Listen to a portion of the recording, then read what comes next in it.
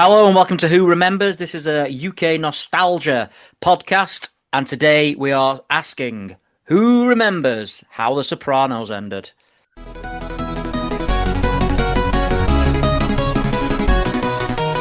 The very first draw in Britain's new national lottery. Sinclair believed their C5, Britain's first mass-produced electrical car, was something called the internet. Got shocking, festive, but none of the locals go paddling.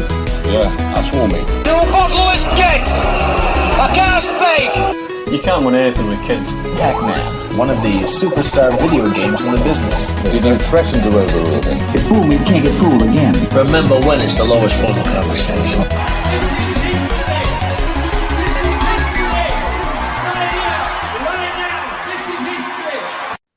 Hello. So yeah, this is it's Who Remembers the Sopranos, but that seemed too big a subject. So it's Who Remembers How the Sopranos Ended. Yes. Let's give it a tiny bit of background before we go into it. As ever, it's very much live research. It's on the go. Yeah. We both watched it in the day, but I don't know if you were kind of quite as obsessed with it as I was on its first screening. Is that fair to say? Yeah. I used to watch it. It used to be on Channel 4, didn't it? Channel 4 Sunday night, yeah. Yeah, quite late on at night as well. And I did watch it every week, I have to admit. And it's sort of when it finished, I got into it after. And I'm still not that clued up on Series 1. I have seen it all, but the other this series, it's probably the most I know about the show is this series, to be fair. So, obviously, made in America by HBO. First broadcast 1999. Last episode was June the 10th, 2007 in the USA. I don't know what the date was. I think we follow quite closely behind, so I'm guessing it's very similar. Might be the following day or something like that. Did you know, actually, before it aired in England, how it had ended? The show had ended? No, definitely not. This was... I mean, I'm saying it was, there were mobile phones. Like, this wasn't like... This weren't back goalposts, jumpers for goalposts and all that, was it? Jumpers for goalposts, yeah. But no, I think you would have actively had to have gone out your way to find out how it ended. It wasn't like now where you're trying to avoid stuff. I think you have had to have gone and found it, and I didn't. I can't think looking back. I don't know if I knew this was the last one, in a sense that I think I knew that they were finishing it, but I don't know if I kind of thought, they'll probably do some more at some point. Yeah. So I had no idea how this was going to finish now. I mean, I don't know if you just want to do some general remembering first, or there's a Screen Rant article that's got 8 Sopranos finale theories that can finally explain Tony's death 17 years on. Well, we'll do a background on how we got to this stage, because there might be people listening who have not seen it, and all I'll say is we're going to ruin the ending. But just this is past sort of spoiler territory. This is the last. This is season 6 of But if you haven't seen it, you have to watch it. I think it's my favorite TV show ever. I would say it's the best. I mean, in part, I think you probably know it better more recently than me because you've gone back through a lot of it. I loved it that much. I almost don't want to go back. I don't want to go back and find it's not quite as good as I remember, but I do get dragged into lots of clips when they come on. A lot of sort of, they call them shorts these days. Is that what the kids are calling them? Yeah. The kids, down with the kids on TikTok. But just on the build up to this, I mean, you can step in and where I'm wrong, basically. But obviously, Tony Soprano runs the New Jersey crew, Soprano family. Do you know the crime boss family that they're part of, by the way? Good. It's fairly obvious. D something. Yeah.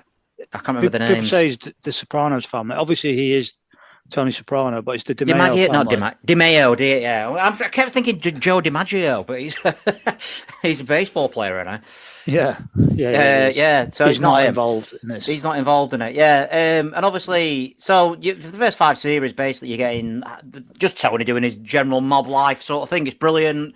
He sees a therapist. It's not just about being a gangster, is it? Obviously, you've got more. No, the premise is a lot deeper. So you've got Tony Soprano, head of the crime family, but also head of the Sopranos family, who have nothing to do with crime, and also he's seeing a therapist because he's having issues with anxiety and probably a lot of sort of quite an early sort of marker for the modern world. Actually, a lot of sort of this. I mean.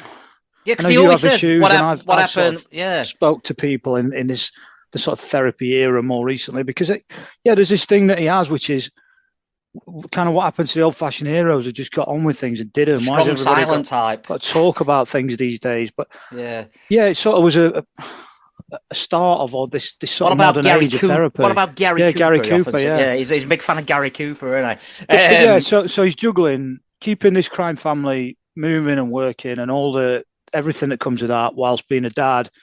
And yeah, he's not happy, is he? Like, We should probably say as well, he's not actually the boss, is he? Because Uncle Junior is the boss, but Tony is technically the boss because Uncle Junior, for the majority of of all series, is under house arrest. And by the when it point we're very getting to starts, now, and I don't know if yeah, you've seen all series one yet, but it's Jackie Aprile is the boss of the that's right, family, yeah. and he dies, and Corrado Soprano, so Tony's uncle Junior, takes over the family. However, that's done deliberately by Tony to allow him to be the sort of figurehead while he can run things behind the scenes. Again, there's so much to go at. We can't do it all, so we're going to but skim through it. So we're just going to get straight to basically where we're at the last episode of The Sopranos. So throughout this series, I think that you're getting a sort of. He keeps saying he feels like he says in the very first episode. Actually, I think it is that he feels like he's coming in at the end of it, the end of the gangster period. You know, the glory years of being a mobster. And this sort of is by this point, by this episode. He's basically most of it. I mean, he's got Bobby Bacala as his third in command because so many other people have either been shot or killed or left or whatever's happened. Bobby Bacala was just Uncle Junior's driver, weren't he? Yeah, his dad was a famous hitman, but he was sort of brought in as an assistant to Junior. Yeah, and yeah, we've seen. I don't know about the sort of glory years, but you're right. It does feel like the end of this sort of thing, and we've seen success in Tony's family, and they've sort of grown stronger. And this very much does feel like that things are collapsing around him. And he's becoming more and more of a horrible person. I think you can really sympathise with him, obviously as a mobster, you know, but you can't really sympathise. But you sort of sympathise with him in the early series, but by this point, there's a theory, by the way, that he's kind of accepted that if not that he's the devil, which might be doing a bit too much, but that he isn't. A lot of his internal struggle all the way through it is that he kind of thinks he's a good guy and he doesn't understand why all this is going on around him. And there's supposedly the moment out in the desert in Las Vegas where he kind of accepts that actually, do you know what, he's just not a good person. That and he kind of embraces that is what he is. So he becomes even worse as a person. I mean, obviously, before this episode, I don't think it is this episode. Obviously, we're not doing the episode; we're doing the very ending. So before this, all the build up to this, he kills his protege, really, isn't it, Chris? I don't think that's not this series, is it? Yeah, that's this series. Yeah, it's this series. It's not this episode. It's not the final episode. I think it's already gone by then. But Chris is in it from the very first, and it's almost like so. I remember our mate Brendan always saying he thought the show would end with Chris putting on the suit and like he's taking over as the boss. He loves a cinematic moment, though, doesn't he, Brendan? Yeah. But in the words of Uncle Junior, I don't think Chris was ever cut out to be a varsity athlete. I don't think Chris were ever going to be a boss because he's too impulsive. He's a bit of a fucking. He's just an absolute wild card. He's a hothead. He's a drug addict. He's an alcoholic. And rather than and there's quite a kind of really frustrating, sickening bit actually, where after he's died, that sort of Tony and Paulie, who were supposed to be his kind of mentors, kind of say, I wonder if I let him down a little bit, and they sort of, you absolutely did. Like they were supposed to sort of bring him through this, and he was often, laughed at, mocked. I mean, when he tells him he's quitting drinking, it's a big joke. I feel for him all the way through it, and. Obviously, for anyone who's seen Many Saints of Newark, which is the sort of prelude to this, that's how his dad gets killed in that. And Dickie Moltisanti was a fantastic character in the past, and Tony's sort of taking on this role. I think he's Carmela's cousin. I think that's his sort of actual status. But I think because Dickie Moltisanti kind of brought Tony up for some of his life, that he's taken on this role of sort of being his uncle, which I don't think he is, technically speaking. He's a really, I found him a difficult character to like, Chris, but I do have a lot of sympathy with him. He never, like he says at the start of Many Saints, I knew it, doesn't he? This is the man who ruined my life, as he's talking about Tony. This is the man who I'm going to hell for. That's it, sorry, yeah. This is the man I'm going to hell for. He never really stood a chance, but he was never going to be the top. And he's always looking for that recognition from everybody, and he never really gets it. But at the same time, Paulie, who's sort of the most loyal, well, supposedly the most loyal of Tony's crew, he is always frustrated with Chris because he thinks Chris is getting above him, doesn't he? Because Paulie Walnuts, which is like an unbelievable name. Yeah, Paulie Gualtieri, but yeah, Paulie Walnuts is his street name. One of the funniest characters in TV history, I think, Paulie. Paulie's got slick back hair and he's got those grey, they call them wings, sort of in the sideburns of his hair brushed back. I love when Christopher gets made, and he's going to get made, and the first thing he says is, "Hey, I'm going to get fucking wings like Paulie."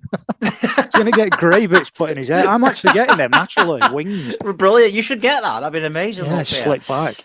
But yeah, Paulie, he's got some of the best lines in it. Paulie, I mean, he's really into the supernatural, isn't he? He believes he believes in ghosts and stuff, doesn't he? And like he always thinks people are following him, and he actually goes to like a séance, doesn't he? Yeah, and the people he's killed. Yeah. And he's going, the guy who's doing the seance is like going, no, what the fuck are they saying? I love how he points there in the corner, yeah. What the fuck's he saying? Then he throws chair and he goes like, this is fucking satanic bullshit, sick shit. It's like, why is he gone? But, I mean, this is so meandering, but yeah, so two of sort of Tony's key players throughout who've come through with him, they're actually older than him. But he's kind of pushed through the ranks to be higher than him. So Silvio Dante and Paulie Gualtieri, and they're two key players all the way through. But we might do an episode on Paulie at some point. Paulie flits with New York, and he gets played a bit by Johnny Sack, who's the boss of the New York family. He's a survivor, they say. I won't say he's the brightest spark. He's certainly not the best earner, is he, or anything like that. But he's a survivor, and he'll do anything to cover his own back, which might come in later on to one of the theories. He's a proper soldier as well. Like there's an episode where Tony's really impressed with him. Where I don't know who they meet. I don't know if it's some sort of Eastern Europeans, but they're clearly kind of just two of them, Paulie and Tony, have turned up, and they're outnumbered. And Tony's sort of looking a bit like, oh god. Mm-hmm. Paulie jumps straight out of the car, goes up to him, and sort of grabs his cheek. Hey, sonny boy, what the fuck is this? Yeah, he's a proper kind of old school. I think in real life, like slightly similar. Like obviously not the sort of. It was, yeah, because he was a mobster, weren't he? Ex-soldier who had sort of connections with crime. Yeah, Cirico. Yeah. So he's a fantastic character, Paul. We should also probably mention Uncle Junior, who is, I don't know if he's technically still the boss by this point, but he's got like dementia, really, really, really bad dementia. One of the funny scenes in it actually is when he thinks he's Larry David. Yeah, what the fuck is this? This the fucking trial? Yeah, he's watching Curb Your Enthusiasm. Larry David and Jeff. Yeah, he thinks it's him and Bobby. Yeah, he's going, me and Bobby at the fucking trial. This is a TV show. What the fuck? He's another fantastically funny character, Uncle Junior. Very similar to Chris, I think, in the sense that he's always after recognition. He always wants to. He feels like Tony's dad were always above him, and he hates the fact that Tony's got more respect than him as well. There's that scene where I can't remember what they do. They talk about something, and Uncle Junior says something, and they say, someone says, "What do you think, Tony?" Because I'm the fucking boss. Like, what are you asking him? Yeah, and I don't quite. I suppose what we're doing is we're just doing what we said. We're just remembering the Sopranos. So it is all over the place. But where we're trying to get to is the ending. Most of the crew, the old school. And I suppose if you've seen it, hopefully you'll be remembering along with us. If you haven't, this might not be the episode for you, to be honest. No, but honestly, if you've not seen it, just go and watch it, because we're trying to do 6 series in about an hour here. So yeah, I mean, I don't even know. I was going to go through some of the cast, but I don't necessarily know if this is the time to do it. I think... Well, Silvio's another one that he's mentioning for this, what we're doing, which is the ending, because Silvio's is right. I mean, he is the strong, silent type, I think, Silvio. He is very... Stephen Van Zandt. Brilliant. Obviously in Bruce Springsteen's E-Band. Never acted before. But do you know that he was lined up for the role of Tony? Yeah, to Tony. It was him who said, weren't it? He said, I don't want to play Tony. He needs to go to a more experienced actor. Puts a wig on. And he always... One of the main things about him is he's just exactly the same impression, doesn't he, of... what's his name? Of Goodfellas. Godfather. Yeah. Corleone, yeah. Just when I thought I was out. they pulled me back in. But he And they doesn't all do it laugh. especially well, and everyone No, loves he does. it. It's Yeah. a shit impression. That's why I brought it up. And they all laugh like at this. They all wait for him, all smiling. Then he does exactly the same line, and it was like they've never heard it before. And it's shit. He's not. He's certainly no Les Dennis. Oh, well, who is? Well, exactly, yeah. But so Silvio, by this point, we'll get into this. Like I say, it's all over because we're trying to do it all. But this is why we put it off so long on the Maidley podcast. To be fair, by this point, so they've always had a good relationship, haven't they? With the go on, not New Jersey, New York. Because well, it were Carmel Senior with the runner of that basically. Carmine. Carmine, and obviously he had a good relationship. Realistically, with Tony, they didn't really see him as much of a threat or anything. And then Johnny Sack became boss, and Tony and Johnny Sack were, I don't know if they were childhood friends, but they were friends for a long time, weren't they, Johnny Sack and? Yeah, they sort of came through together, and I mean New York. We only see New York through the eyes of New Jersey, but there's a bit where they're talking about going to war and obviously his crew, he's kind of got, I don't know, say 7 or 8 main people. And he says to Chris, Tony, he's got 300 soldiers over there. Chris says, I ain't scared of nobody.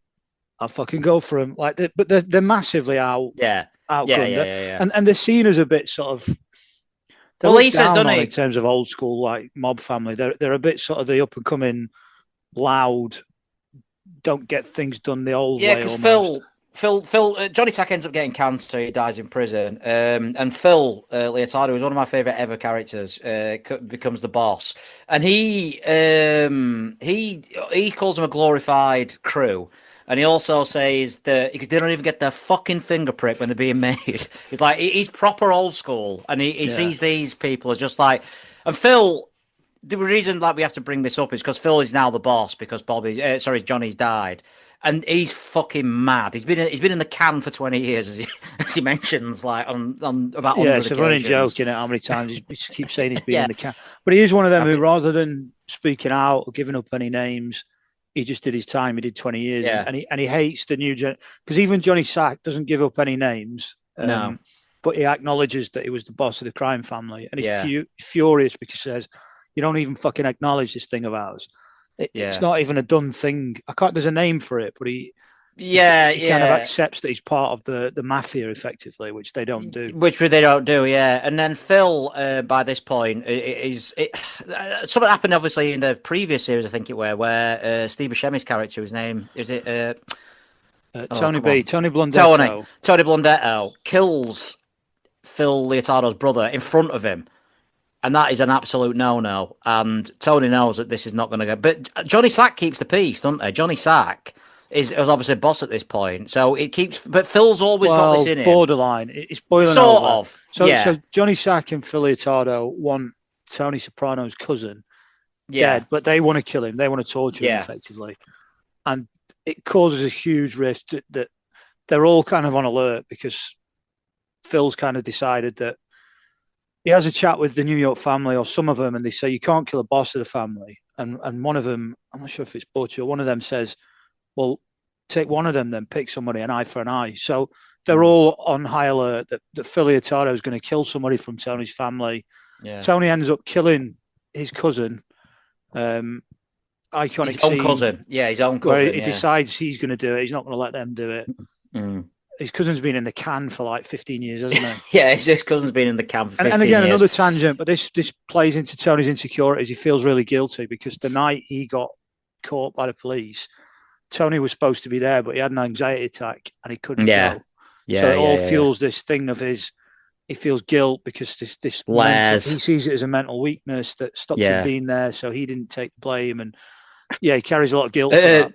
But Phil is I mean, I think Phil. I don't think it would have taken the death of his brother to do this anyway. But by this point, Phil, he's going to declare war on him as soon as he becomes, the head honcho. I think it's pretty. There's that brilliant scene where he's drinking in Chicken Town by John Cooper Clark's on in the background, and he's basically saying, "No more, no fucking more. I'm gonna." Yeah. And that's basically when it's a really like you get shivers down your spine watching that scene. And he should be dead, by the way, because Paulie's supposed to arrange a hit on him and his daughter, I think, but he picks the wrong house and they shoot some random guy and woman.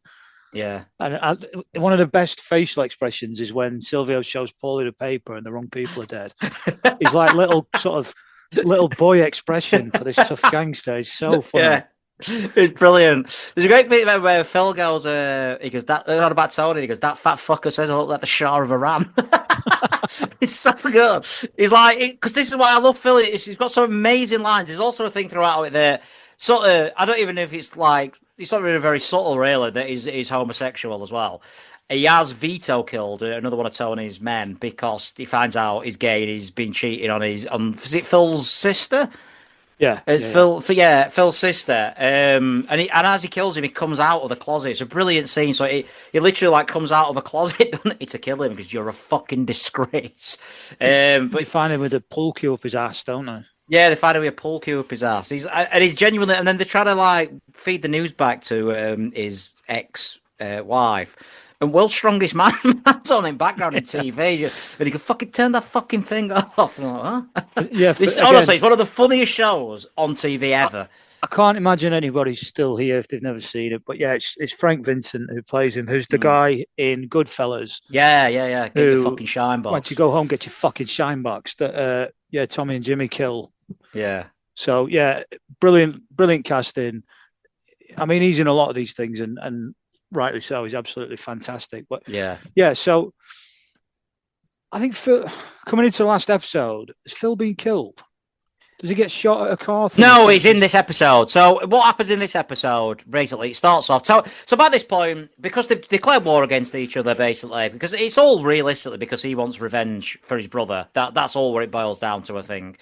And so they declare war on each other. Silvio is in a coma because he's shot by New York, some hitmen from New York. Paulie somehow gets away with it. Paulie, the survivor, is not involved. Chris has already been killed by Tony in this series. Obviously, Tony Blundetto's gone. And Bobby Bacala has also been shot in a train shop, in a model train shop, because that was his favourite thing. Barisi is still around. Yeah, but because he's one of the sort of rumours actually. And this is the thing. Sorry, this is the thing is that Tony's Tony's having to hide out, and his family's in a safe house. Whatever happens from here, Tony's fucked, because even if he didn't go to jail, because there's stuff going on that people might testify against him, he might end up in jail. If he doesn't end up in jail, he's got no crew left. No, but I think the sort of thinking is if they can ride out the storm, if they can take it out Phil, that then they can do a deal with what's left and that they can rebuild the crew. And obviously we see quite a small select group, but there'll be people ready to step into these roles. Yeah. You know, we don't really see much of Paulie or Chris's guy. I mean, we do when it suits. So we see Matthew Bevilacqua and I can't remember the other guy's name, but we only see little bits of their crews. But there'll be other people ready to step into the void, I would think, if Tony's still around after this episode, which we'll get to. But this builds up now, basically, where Phil, obviously, head of New York, calls Butcher, who is his sort of assistant, his right-hand man, from a payphone, because he's hiding out as well, because obviously they're at war with each other. And he's fuming with him that he hadn't killed Tony yet. So Butcher sort of basically saying, should we not make peace? He didn't really actually say that. He sort of, in a roundabout way, says, should we make peace? And he says, are you for fucking real, basically? No, we can't go back now. And then Butchie says, we'll have a sit down after this. Obviously, he wants to be become more of a, pivotal role or whatever in the New York gangster world or whatever. And Phil just says, yeah, whatever. He's obviously, and then I think obviously this theory is coming up that might go against this, but I think that's Butchie thinking, this guy's out of control. We need him out of the way. Yeah, I think they have decided he's too much of a loose cannon. I know him as Butch. I didn't know him as Butchie, but oh well, yeah. Butch. My granddad was called Butch. He went a gangster, miles bigger than him as well, massive. Great. But yeah, there's a sort of feeling up because he's there when Tony smashes Coco's teeth in, isn't he? Yeah, that's right. Yeah. So he's quite a senior figure in it anyway, and he's in a lot of the sit downs. And yeah, I think he's of a view. Look, Phil's because ultimately they all want to make money out of this. That's what it's all about. Yeah, and they're all losing money. Yeah. This is causing massive upset, and also there's this fear that if they don't control their territory, that the Mexicans or whoever else is going to move in and take control of certain areas. So this is not good for business, that's going on. And I think you're right, that there's a decision. No, it's probably got to go.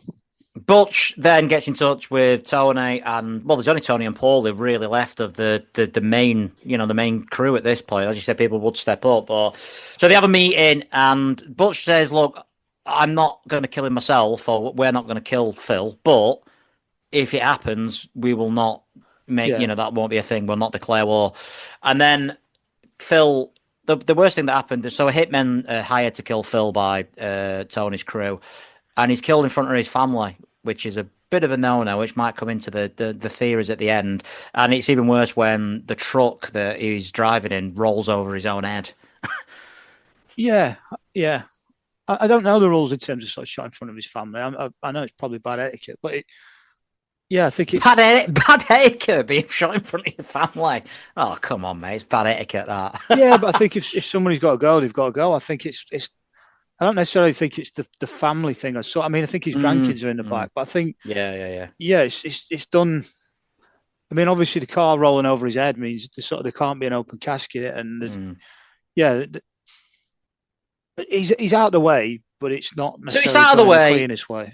So technically now everything's back to normal. The New York crew are okay with the New Jersey crew and everything back to normal. We get a little scene after that of Tony going to visit Uncle Junior, who has just completely lost his mind to dementia. So really, quite a sad bit that I think Tony starts crying, don't he? He says he talked to him about something and he's sort of nodding along vaguely, and he says, "Do you even know who I am?" He goes, "You don't even know who I am, do you?" And he goes, "He looks completely gone out." Yeah, he looks really confused. Yeah, but he tells him. Yeah, you and my dad you used to run North Jersey. And he looks quite sort of, that's what nice. a thing. And it's just a real sad end to this guy who was the leader of this fucking huge crew, and he was there for the glory days and stuff like that. And now he's just this guy in a corner of a home in a wheelchair. It's genuinely is a sad scene. So now we'll get to the main bit anyway, Liam, where this is what we're all going to talk about. We had to do a bit of background, but... hit like and subscribe. But yeah, so Sopranos arranged to meet at dinner, the family, the Sopranos. Basically, Tony, I think, before, says that Carlo's going to testify. So there's a massive chance Tony's going to end up in jail. That's a big sort of a thing about this. AJ turns up, and it doesn't look like anything's going wrong really on the just on the a diner. It's a little bit of a throwback because Tony and Carmelo are separated, and the family are all meeting up for a spot of some onion rings. Yeah, just a diner for such a snack. Meadow, the daughter, is pulling up outside. She's not very good at parallel parking, so she has to do that 3 times. She comes in, and I'm doing this as if this is what I saw the first time I ever saw it, and then the screen just goes to black, and that's that. Yeah, I mean, not quite that. So she's struggling to park. Tony, Carmelo, and AJ have all made their way in. There's things happening around them in the diner. We'll go into that. But I mean, when I first watched it, in terms of in its absolute bluntest sense, Meadow walks in, Tony looks, blank screen, then it goes off. Yeah, and that before is we get into the theories, ending to the Sopranos. Before we get to theories, what did you think of that ending at the time and now?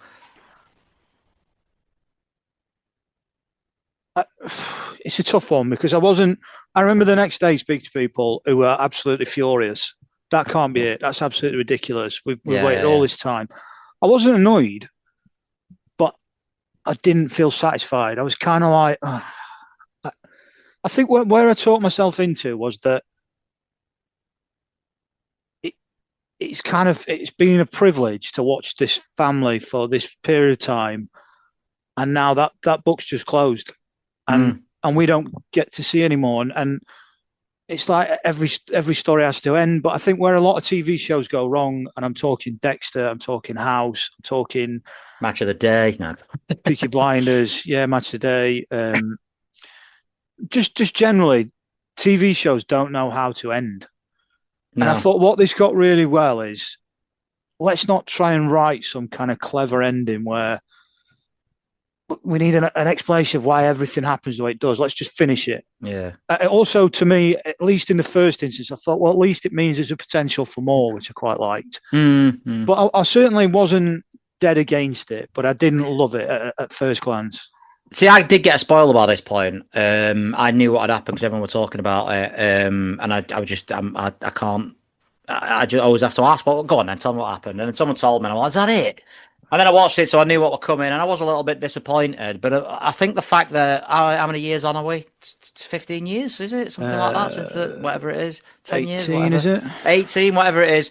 And I'm still, it still comes up in my mind now. I still think, I wonder what, I think I know what happened, but obviously I don't, because everyone will have their own endings. But I think the fact that we're going to talk about it now, you won't get this with, like you said, Dexter. I mean, more recently, I think David Chase has kind of almost stated that sort of acknowledged, he's dead. Yeah, because and he hasn't. But what he said is, I think he said something like it was.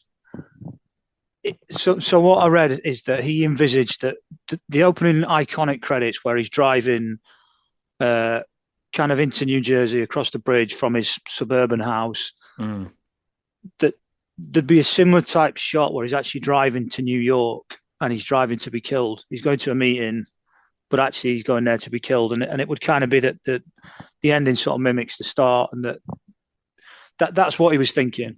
But then apparently he was driving through, I don't know if it's New York or New Jersey, and he saw this little diner and he thought, no, that's where the ending would happen. Yeah. So people have taken from that that's where he was killed. So I think, I mean, you can go through all the theories, but the one that seems to be over, there's a guy in it with a members only jacket in the diner, and the biggest, I think, the most popular theory is that he kills him. Yeah. So the backdrop to that is that Eugene, who was one of Tony's crew, he inherited a lot of money from, I think, his auntie dying, and he went to see Tony to say, basically, if I acknowledge we have to give you a kick out of what we get. But then he wants to walk away and go and live a peaceful life away from this. Tony initially says yes, but then I don't know if he has a bad day gambling or something else goes on, and he decides no, actually. And it's Tony just being the horrible character again. Which, for quite a kind of heroic character to a lot of people. And actually, at the time, I thought he was brilliant, Tony. He's appalling. As much as he's kind of really iconic, he's... Oh, he is, yeah. He's absolutely one of the most evil characters in TV. One of the most horrible scenes in it, really. Not obviously all the blood and the guts and stuff like that, but when AJ I think he's like laughing on his computer, with his mate, and he's fucking fuming with him, Tony, just for laughing, because what he's looking at him thinking, you've got no fucking problems, I've got all my problems. And then he goes to like talk to his therapist after, because I'd like to wring his fucking neck. And you're like, Jesus, this guy's fucked. He's one of them, isn't he, that like you get people like this in life that I think he's kind of saved by the fact he's a big guy. I think if he was just a sort of small, scrawny guy with the same attitude, I just think he'd have got nowhere. But he is a big, intimidating, tough guy, and I think that's got him quite a long way. But yeah, sorry, as you were saying, go on. Back to the Eugene thing. So yeah, the members only jacket is a reference to Eugene, who ended up killing himself because he couldn't get out. His missus hates him for not getting out. So it sounds like a couple of dogs fighting outside my house, but I can't see anything. Perhaps a reference to the Sopranos. Perhaps a metaphor for. So and also there's a Godfather reference. So where Michael kills, I can't remember who it is, but two of the bosses, and I've obviously searched on his way into the restaurant, but he's been in previously, and he's taped a pistol behind the cistern in the toilet. So not that he would have to, he's not searched on the way in, this character in the members only jacket, but it's just a reference to an assassination effectively. So he goes into the toilet before Meadow comes in. So he's effectively the prime candidate, and it's some connection. It's some family member of Eugene who hates Tony for what he's done. I mean, to me, that seems quite of all the things he's done, I think this. It seems like that would be sort of quite surprising if that's the thing that catches him out in the end. I was going to bring this up. I would be disappointed if that was the ending, because I think all the other things that it could be. I mean, another theory is Paulie killed him. Paulie's gone to where it's all. Well, should we go through before we sort of say what we think? These Screen Rants. So they've got 8 theories on what could have happened. Some more ridiculous than others, but let's go through them. And I think they miss obvious things. But so number 8, and it's screenrant.com, Sopranos finale theories. Number 8 is the guy in the members only jacket.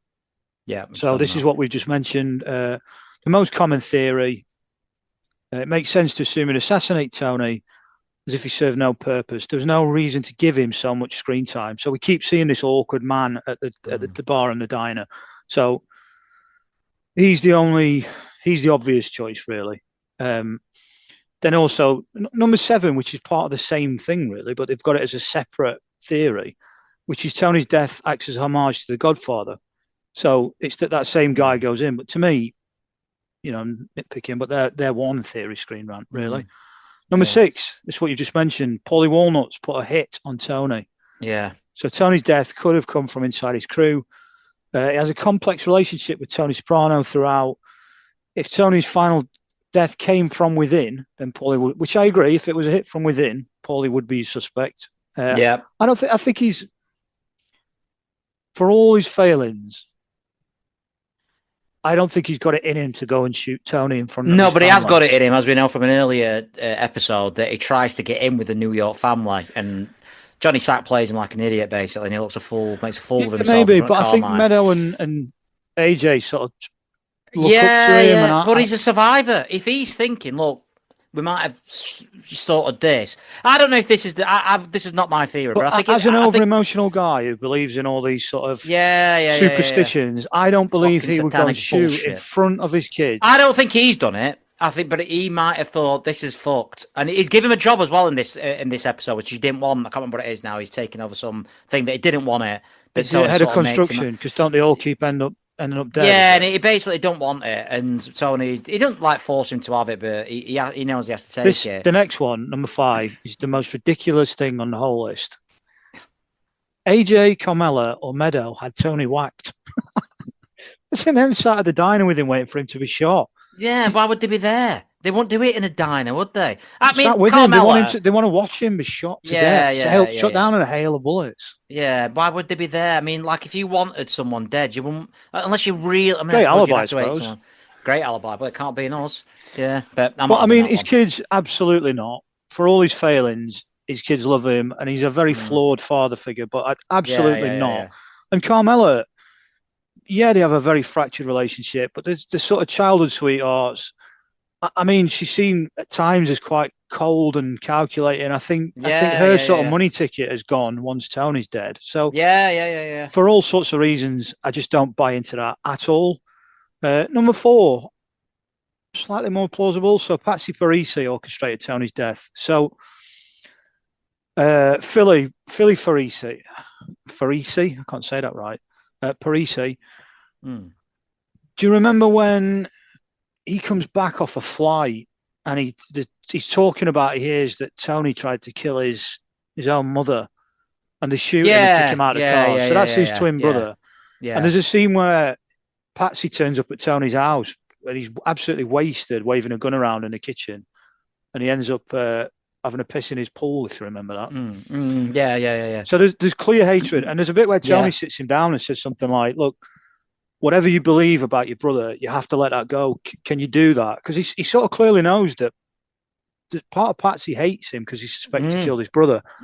Again, I don't think Patsy's got that in him, as shown in that scene where he just can't actually go through with any violence. Instead, and I think if he turned up with a gun, I think Tony would take it off him and beat him up with it. I just don't think he's got it in him. Yeah. Number 3, David Chase's original ending happens later. So what they're saying is that this finishes now. And again, a bit like what I said earlier, we just don't see any more of his life. He probably still goes to New York, and they probably get rid of him just to move on. Yeah, so nothing happens, basically. Problem. Yeah. But in this moment, there is no ending. Yeah. Possible?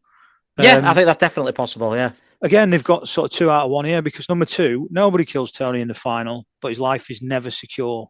So the theory in this one is that he's done so much damage to so many people, and the fact that there are so many theories that effectively every time he goes into a diner, this is the situation. That it could be this time, it could not be this time. It might not be dead now, but it's only a matter of time. And then the one that's probably the slightly most ridiculous, but I'm not going to go into sort of all the reasons for it, but there are sort of some fairly clever plot devices that could give you this. I don't see it, but Tony actually died in season 5, and a lot of this is his Oh yeah, because they have the sort of dream. ways Yeah, of yeah, yeah. processing his brain, putting bits together and things that don't quite make sense and certain things that don't really follow. So yeah, it's possible that none of this is real. I don't buy into that, but they're No. the Screen Rant theories. Any of them do it for you, or have you got your own? I think the Paulie one's the only one that to me would make a good ending. I don't know if he would do it or not, but the Ultimate Survivor, I like that idea of if he did go back to it, he's just sat with the New York crew. Do you know what I mean? Look, a bit like many saints knew it when Uncle Junior kills Vicky Chris's father. Monsanto, yeah, for Yeah. Lafayette.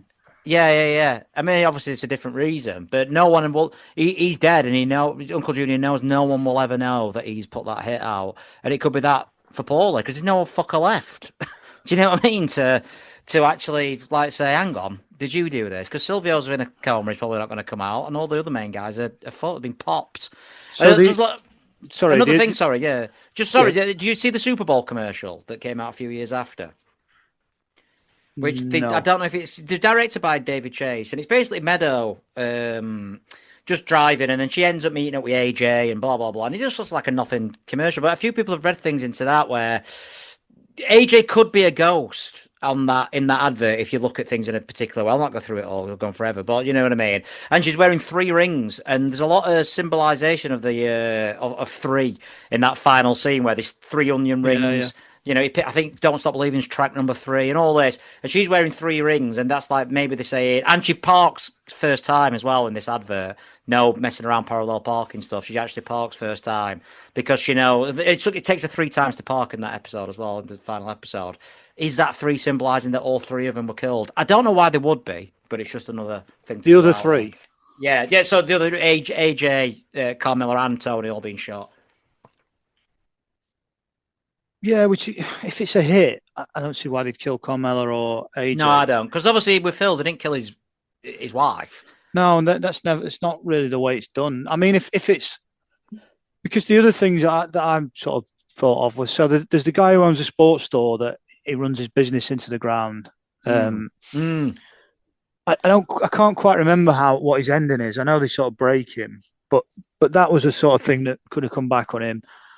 And the big one for me, because I hated throughout the Pine Barrens is not just my favourite. I was about to bring that one up, yeah, Pine Barrens. Most people's favourite episode. Yeah, the Russian, yeah. They go to collect from the Russian. They end up shooting him in the woods. They never find a body. Obviously, that Tony's kind of working with his boss, who's one of the top Russian gangsters at the time. And that just never goes anywhere. There's a sort of implication at the end of oh, fuck, where's this going to go? And it's never mentioned again. And it would kind of be closure for that if the Russians just sat quiet for a while and then thought, right, we'll get him when the time's right. I kind of always thought maybe that could be it. But weird that never came back. That yeah, and this would be because David Chase is not the sort of person to write things and then just forget them and abandon them. Leave it. Yeah. It's an interesting one. That I think that's a really good one. I think he's definitely dead now. The actor's dead, so he's obviously not going to come back. But I do think Chase probably left it open-ended to what maybe if they did, they might have come back at some point. I think after the years went by and obviously James Gandolfini passed away, I think obviously you're talking about fiction and reality here, but he is dead. Tony Soprano, I'm pretty sure, was killed in that scene. But is that now in hindsight, or is that no? Have you always thought that? Yeah, sorry, yeah. I think that was in hindsight because I think the Fade to Black is. This is why I think I didn't like it at the time because I thought it's a bit of a cop out that because you can just bring him back or whatever. It's not really an end like you. It's not really an ending. They could do a movie and sort it out that way or whatever. Now everything's obviously passing. It's not going to come back. I think obviously you're putting your own brain logic into a fictional show, but I think he is dead. Yeah. I think he died in that scene, and I think the most likely. I don't know what the most likely candidate is. That's the interesting thing. This is why it is a brilliant ending because you're still talking about what the fuck was that all about. It's a bit like Twin Peaks' second series ending. Like you want to know like what the hell. Well, there's a quote from I think it's Bobby as well where he says, "When it happens, I wonder if you even hear it." And obviously, it cuts before. There's no gunshot. There's no bang. Yeah. So that ties back into that. I mean, the other thing that I meant to look into, because I watched something about this and I forgot. But there's Janice is another one, by the way. His sister, because obviously she's trying to get money off Uncle Junior because obviously Uncle Junior's gone senile or whatever. But and he sends her away after she kills Richie, doesn't he? Yeah. And Tony sort of says he goes to meet Junior to say, "No, you've got to get to Bobby's kid." I don't think that's happened, but that's another theory. I can't remember the context of the quote, but I've got it up now. Sometimes I go about in pity for myself, and all the while a great wind carries me across the sky. There's that's read or shown at some point, and that supposedly has some context, but I can't remember what that is. There's a massive chance David Chase don't even know. Maybe. I mean, I wonder whether the three things parking and the things like that, as he sort of, I don't know though. Is it a red herring? He seems too clever to put things in by accident. So they're either red herrings or plot devices, I would say. Yeah. But why 3? I don't get the number 3 really, other than if all 3 of them have died and stuff like that. I don't know.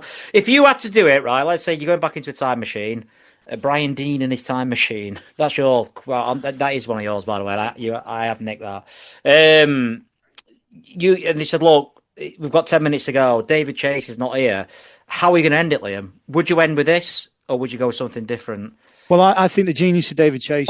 Sorry, so to do this, because we're obviously remembering Quantum Leap. You're going, oh boy, you're David Chase in that sort of. Well, I think what anyone else would try and do is end it, and I think this is the genius of David Chase that people didn't necessarily get at the time. Is that he didn't? Yeah. I think everyone would say, "Oh, we have to give some obvious clue. We have to say this one's for Eugene." Like, or there'd be some ridiculous. Yeah.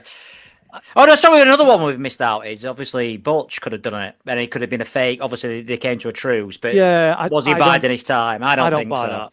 No, because why would he not just let Phil? They may as well have done it when Phil were around. It don't really make much. Yeah, I don't see the New York doing this. I think they seem to decide.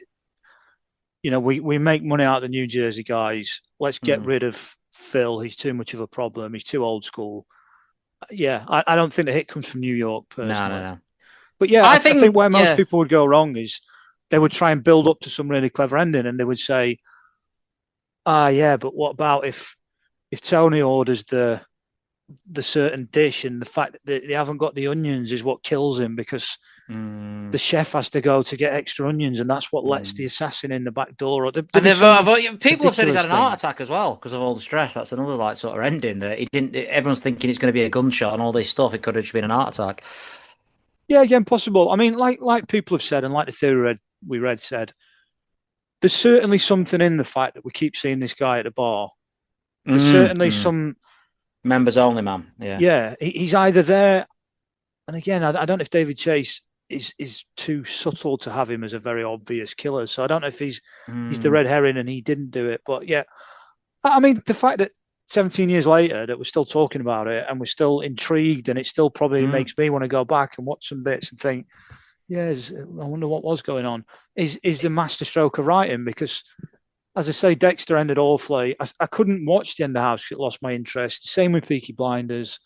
I'm trying to think of the best drama ending. I can't. I mean, MASH ended really well, but that sort of had to end in a sentimental way. There was a time where it had to. Yeah, the war ended, and it were always going to be that sort of. That were a good ending, but I'm trying to think. He got out of prison, didn't he? And they did it. Yeah, but then they did a sequel, didn't they? Going straight. It was crap. It was just him trying to do shelves and stuff and dropping things. Shit. I'm trying to. Obviously, they could have done that after this, couldn't they? Going straight. Going straight. He becomes a joiner and he's trying to build comedy 70s music. Every time he does something wrong, oh no. I don't like I say. I mean, obviously we talked about the endings before. The Mailey pod about The Office was a great ending. But it's a comedy again. It's different for something this huge and this sort of.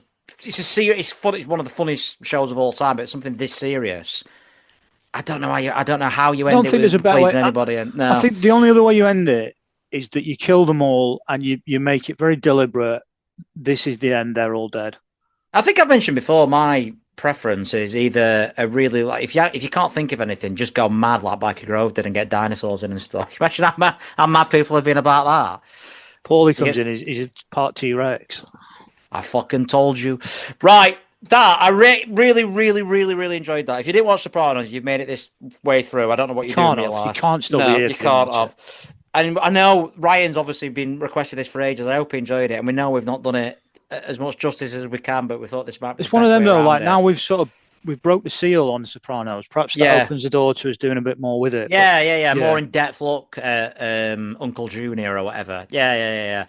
I really enjoyed that, Liam. Proper enjoyed that, and we're completely going the other way for the next episode, and we're going to do Who Remembers Italia '90, both our first World Cup. Again, it's a big topic to do to try to get in for an hour or whatever, but we're going to talk about our memories of our first ever World Cup. I mean, if you're a little bit older than us, you might remember more of it. If you're a little bit younger, you might not remember it at all. But this was prime. So for both of us, this was the first. We were 8. First I ever got into football. Yeah, the first I ever got into football. Yeah. Yeah, and it was the first time I was ever conscious of a major football tournament and kind of the implications of that, and staying up late to watch bits of it, even though I didn't really follow it that much. And yeah, we'll get into it. But I mean, the David Platt goal is etched into my brain forever. I watched it in a caravan. Funnily enough, I mean, we'll talk about it next week, but I think the David Platt goal was the first sort of moment I ever got into football, that particular moment. So a massive, big 3 cheers for David Platt. Yeah. Oh, both Platts, yeah. Both Platts, obviously, Coronation Street one as well. Right, thank you for that, Liam. And we'll be back for episode 4 very, very, very soon. Cheers, everybody. Thank you for listening to Who Remembers. If you want to get in touch with us, you can find us at whorememberspod@outlook.com. If you are a right-wing fascist, you can find us on Twitter at whorememberspod. Or if you're a wokenaut, you can find us on Blue Sky at whorememberspod. Once again, thank you for listening, and we will see you next time for more remembering.